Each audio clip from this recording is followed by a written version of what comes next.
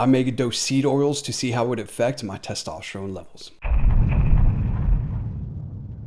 More specifically, I wanted to see how dirty bulking and consuming high quantities of highly processed foods that contain large amounts of seed oils would affect my testosterone levels and overall health in general. Now, one of the biggest concerns people have with seed oils is the consumption of the omega-6 polyunsaturated fatty acid known as linoleic acid, which has been shown in some studies to increase oxidative stress. Without going into too much detail, chronically elevated levels of oxidative stress can inhibit multiple cellular pathways in the Leydig cells of the male gonads, which are the cells responsible for producing testosterone.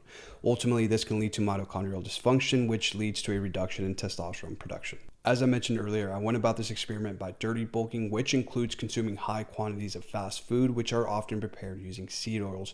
It was about a 40 to 60 split between whole foods and processed foods.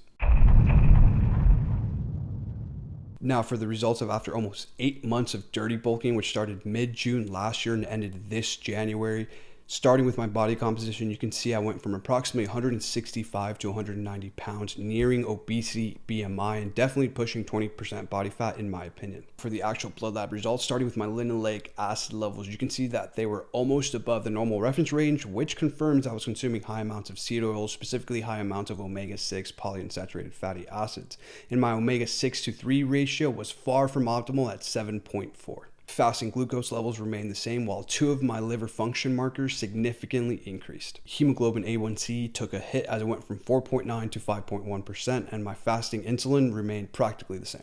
Total cholesterol, triglycerides, and LDL, or my bad cholesterol, all increased, while HDL, my good cholesterol, pretty much remained the same as well. Estradiol increased from 35 to 41, and both gonadotropin significantly increased, especially my luteinizing hormone, which is a hormone responsible for stimulating the Leydig cells of the male gonads to produce testosterone. SHBG decreased, and my total testosterone decreased from 1083 to 937 nanograms per deciliter, while my free testosterone decreased from 21.93 to 19.14 nanograms per deciliter, which is still amazing, by the way.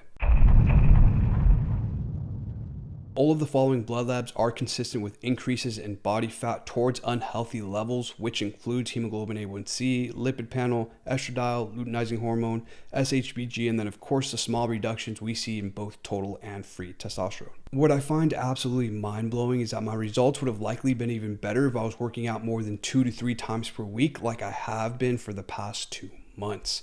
Not only that, but I was doing zero cardio, and when I'm at work, I'm pretty much sitting around all day unless I'm actively on a call. So according to my case study, are seed oils so bad that you should be avoiding them at all costs?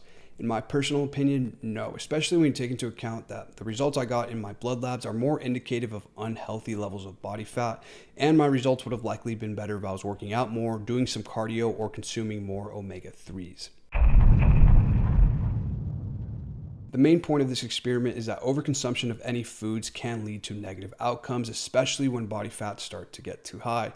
However, for the average healthy adult that's working out 3 to 5 times per week with a balanced diet of 80 to 20 healthy to junk food ratio, they're not likely to see any negative results from the typical seed oil consumption.